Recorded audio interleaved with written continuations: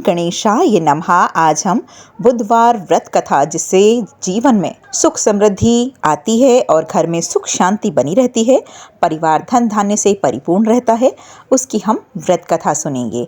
बुधवार के जो देवता माने गए हैं वो भगवान गणेश हैं और भगवान गणेश प्रथम पूज्य भी हैं। तो सबसे पहले उनका स्मरण करते हुए ओम गणेशाय नमः। वक्रतुंड महाकाय सूर्यकोटि समप्रभा निर्विघ्नं कुरु मे देव सर्वकार्येषु सर्वदा। बोलो गणपति महादेव की जय। बुधवार का दिन सभी देवी देवताओं में सबसे पहले पूजे जाने वाले भगवान गणेश जी को समर्पित है। बुधवार के दिन उपवास रखने का विशेष महत्व होता है, क्योंकि बुधवार के देवता भगवान गणेश जो कि बुद्धि के भी देवता हैं। हिंदू धार्मिक मान्यताओं के अनुसार सप्ताह के सभी 7 दिन अलग अलग देवी देवताओं को समर्पित होते हैं, फिर उन्हीं के अनुसार पूजा आराधना की जाती है।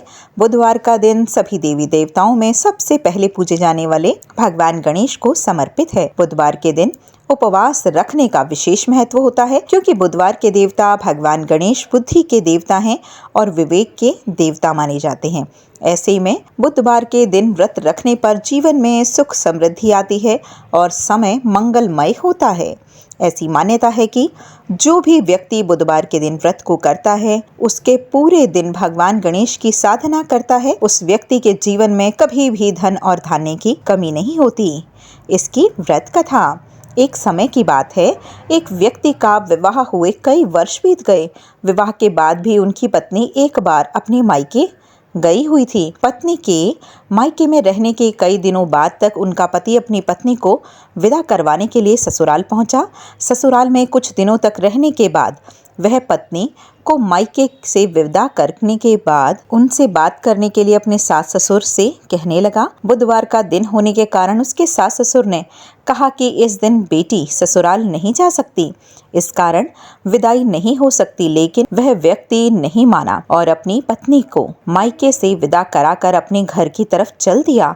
रास्ते में जाते वक्त पत्नी को बहुत तेजी से प्यास लगी, तब पति पानी की तलाश में इधर उधर भटकने लगा।